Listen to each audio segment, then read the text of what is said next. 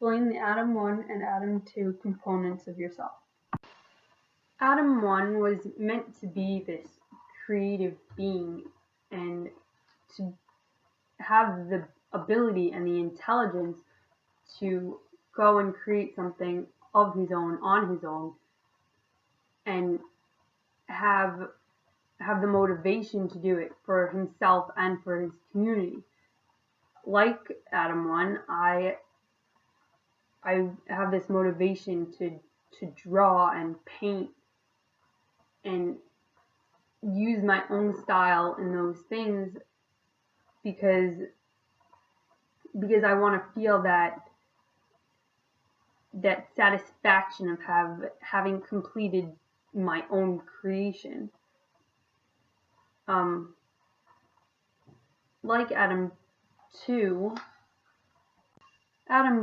has this motivation to follow Hashem's laws and commands, and because he wants to, and he realizes that he was put on this earth to serve. So, like Atom 2, I'm a rule follower, and I see Judaism, this religion that I was born into. I didn't have a choice.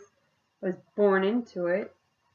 I completely accept it, and I love it, and I can't not follow the laws.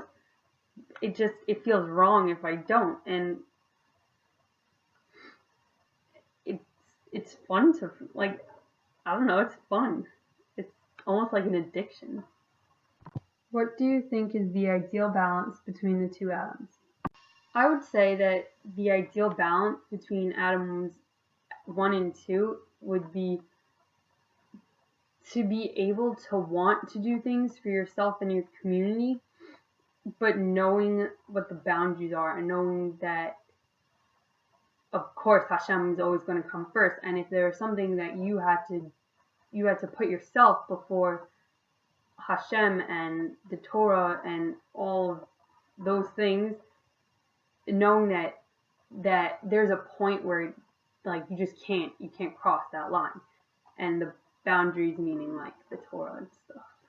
So 2 questions that I came up with on these Lonely Men of Faith is, 1, if the atoms had to survive on their own, like Atom 1 was his own person and Atom 2 is his own person, which one would survive on their own? And then my second question would be, what are some examples of Atom 1 and 2 as individuals throughout the Tanakh? To try to answer my own question of who would be able to survive on their own, either Atom 1 or Atom 2, that's a pretty difficult question to answer because we see so many examples of people who don't believe in Hashem or don't really believe in anything, and they get along fine, and they live because they have a motivation to live, and they have a motivation to live life to the fullest, and they do things to benefit their life, to make it worthwhile and worth living. So you could argue that, of course, they would survive because they have their own wants and desires to survive on. But then again, you could also say that you can purely live on belief in Hashem and live thinking that you're here on earth because Hashem, if you're here on earth you're here on earth to follow Hashem's commands because that's what Hashem created you for.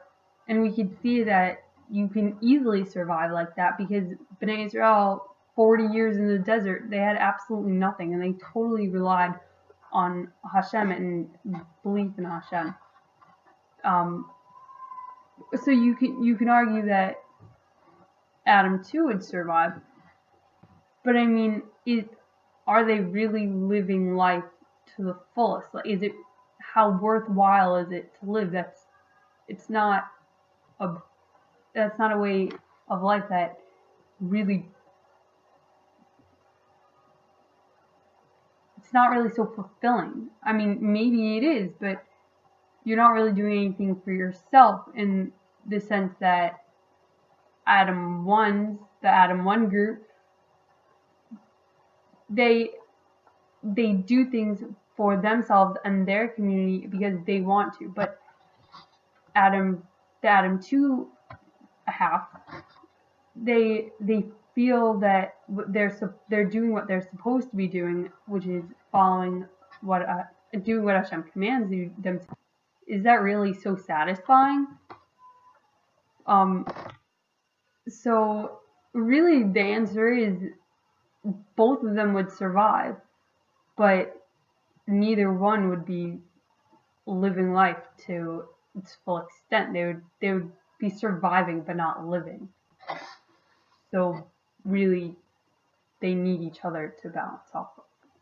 In Tanakh we see that Yosef acts like Adam 1 because he interprets dreams and he has the knowledge to do so.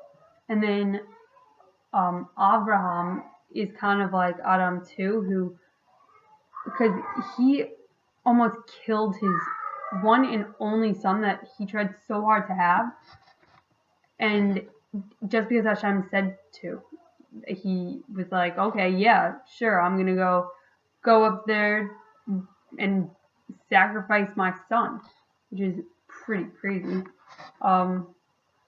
And then Moshe is somebody who we see in Tanakh who's both Adam 1 and Adam 2 in two different stories, I guess.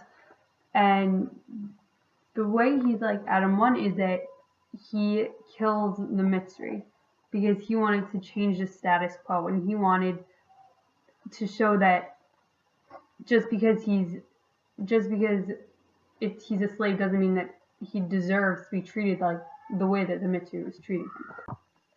Moshe can be seen as Adam 2 when, in many cases, one of which is when Hashem tells him to take off his shoes when he finds the sneh, and Moshe just takes off his shoes, not scared of being burned or anything.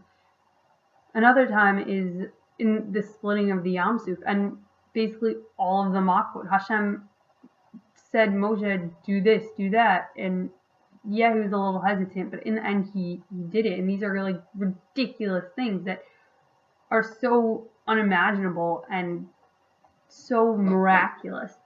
I mean, they were miracles, so yeah, they're miraculous, but that you just wouldn't expect those things to happen. And Hashem said to do it, and Moshe did it.